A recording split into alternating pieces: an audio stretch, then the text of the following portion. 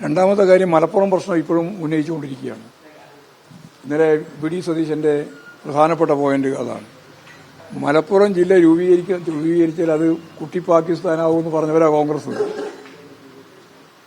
അതിവിടെ ആർക്കും ഓർമ്മയില്ല എന്നാണ് ധാരണ. എല്ലാവർക്കും നല്ല ഓർമ്മയുണ്ട്.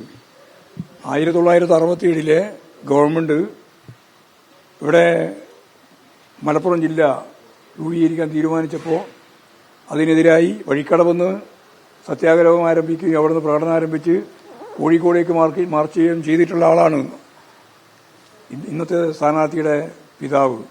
അദ്ദേഹത്തോട് എല്ലാ ബഹുമാനവും വെച്ചിട്ട് തന്നെ ഞാൻ പറയുകയാണ്. ആര്യാടൻ മുഹമ്മദാണ് ആ വഴിക്കടവെന്ന് കോഴിക്കോടേക്കുള്ള ജാഥ നയിച്ചത്. പാടില്ല എന്നാണ്, കുട്ടി പാകിസ്ഥാനായിട്ട് മാറുമെന്നാണ്. ഇതന്നെയാണ് BJP-കാർ എന്ന് പറഞ്ഞിരുന്നത്. അന്ന് BJP ഇല്ല, ജനസംഘം. കേളപ്പൻ ഉൾപ്പെടെയുള്ളവരെ അതിന്റെ ഭാഗമായിട്ട് ചേർന്നു. പിന്നീട് ഇതെല്ലാം ഈ കേരളത്തിലെ മുഴുവൻ ജനങ്ങൾക്ക് അറിയാം. എന്നിട്ട് ഇല്ലാതൊരു പ്രസ്താവന വെച്ചിട്ട് മലപ്പുറം ജില്ലയെ അവമാനിക്കാൻ ശ്രമിക്കുന്നു എന്നുള്ള കള്ള പ്രചാരവേല ഇപ്പം പറഞ്ഞുകൊണ്ടിരിക്കുകയാണ്. പ്രതിപക്ഷ നേതാവിന്റെ അതിന്റെ അപ്പുറം പറഞ്ഞിട്ട് വെറുതെ ഞാൻ പദമൊന്നും ഉപയോഗിച്ച് മോശമാക്കുന്നില്ല.